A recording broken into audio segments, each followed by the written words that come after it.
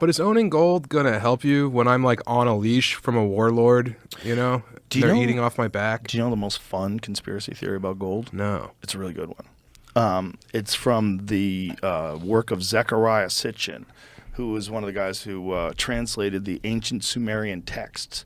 And he believed that the human race is a product of accelerated evolution, and that the Sumerian text depicts these godlike beings called the Anunnaki who come here from a planet called Nibiru that's on an elliptical orbit. Every 3,600 years it comes between us and Mars. It causes cataclysms because of the gravity and all the chaos.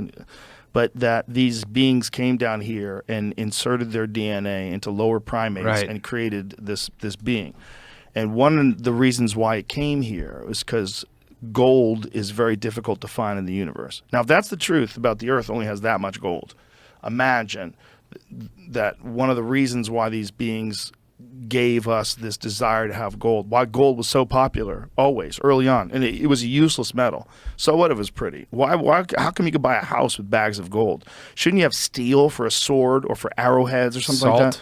Well, anything would be more valuable. Well, salt was very valuable. Yeah. But this is different because this is like a form of money. Like, why has it universally been regarded as valuable, like really early on? And what he said was that they realized that they could take these suspended particles of gold and put them in their atmosphere, and it would protect them because their atmosphere was eroding.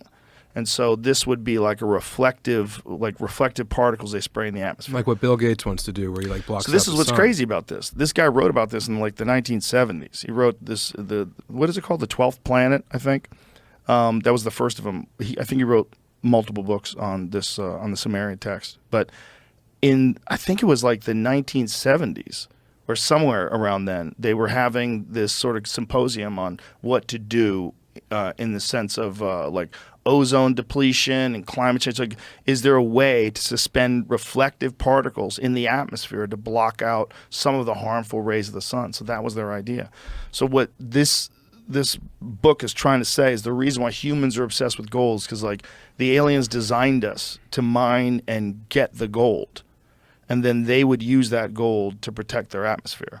So they impregnated us with this idea that gold has value because they need it to enhance their ability to keep living. It's a fun idea. It's a fun idea. All that shit's fun. If you're doing bong hits and you're like watching high on documentaries, hallucinogenic honey, and you hear Joe Rogan saying it in your head, it's cool when you see Zechariah Sitchin too, because he's this like very scholarly looking gentleman with an awesome name, and he's like pointing out all these different things, like the caduceus, the sign of medicine, like the universal sign of medicine. Yeah. He's like, that's the double helix of DNA. Whoa. That's what that is. That's why it snakes around like that. And he says, and it represents medicine in ancient Sumer. And it also, like, it's present in these very weird stone tablets. And some of these stone tablets have images of this like enormous being with this human-like creature on its lap, but the thing has a tail. Whoa.